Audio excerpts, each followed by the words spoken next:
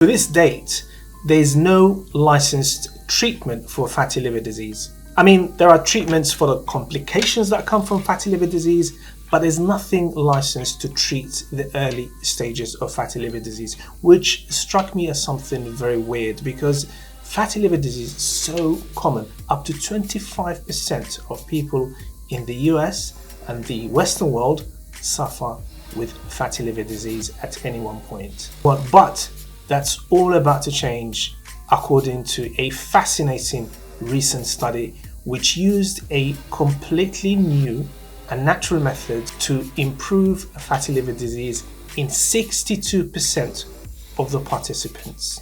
This could be groundbreaking. Let's find out.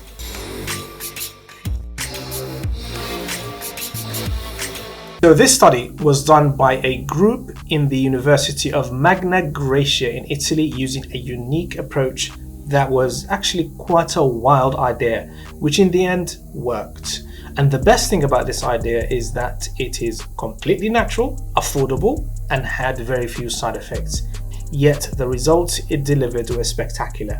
But for me, the most fascinating part of this method and study is that it worked well. It delivered the best results for one specific group of people. But before I go into that, let's first find out how the study was designed and the idea behind the study. Participants were randomly assigned to receive either a supplement, which was a nutraceutical containing curcumin complex, artichoke leaf extract, black seed oil, Precoliv, and other natural bioactive components, or a placebo for up to 12 weeks. Roughly half the group took the supplement, and the other half took a blank tablet.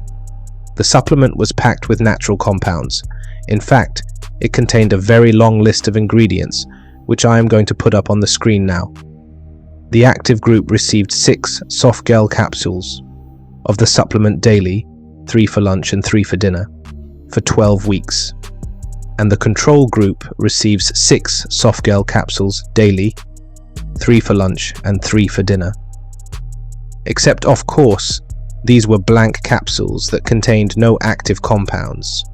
All the participants were given the same diet to make sure the results were valid and fair.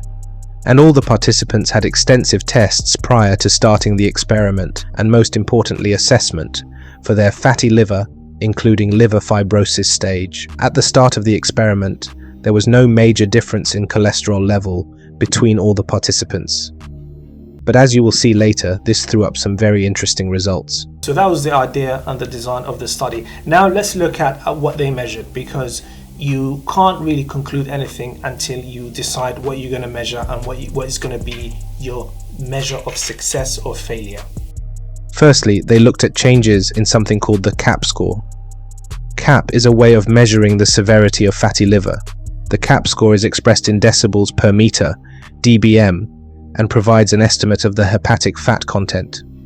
It is often used as part of liver health assessments, especially in the context of non-alcoholic fatty liver disease. Now, this is the best part. Let's look at the results. The big headline result is that the CAP score was reduced in 62% of the test group compared to only 37% of the placebo group.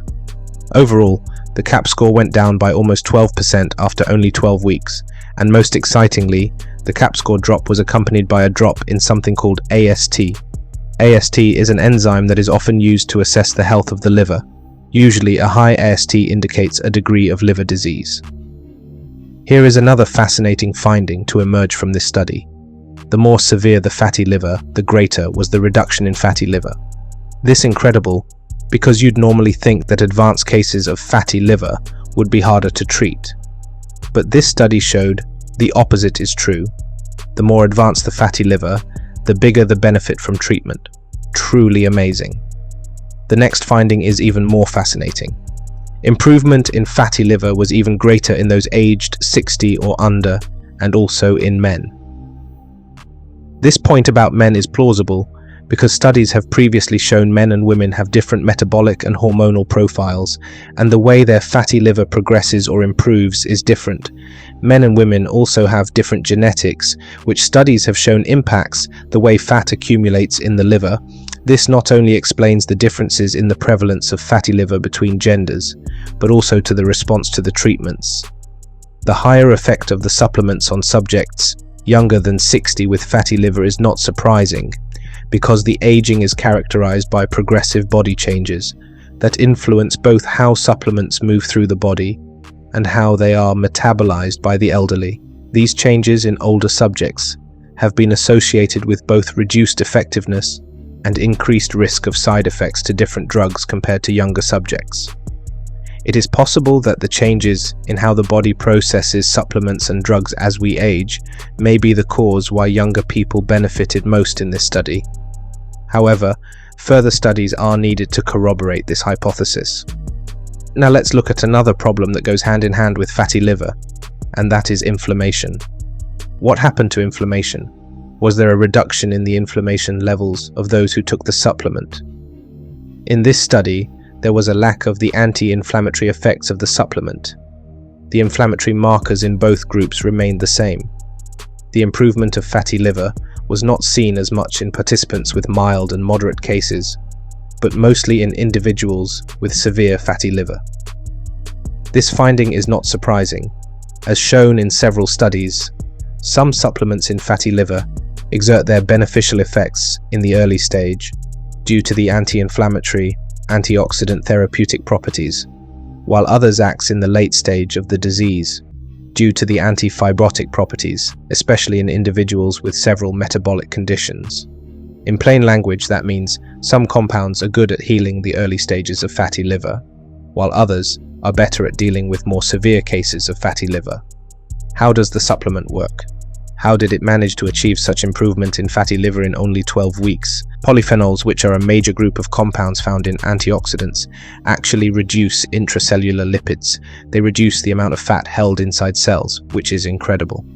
So there you go. I'm going to make an educated guess that over the next 3 to 5 years, you're going to have a product that is maybe, if not licensed, recommended, widely recommended for fatty liver disease as a treatment based on this method, as in combining multiple proven supplements, herbs, minerals, that sort of thing to treat fatty liver disease.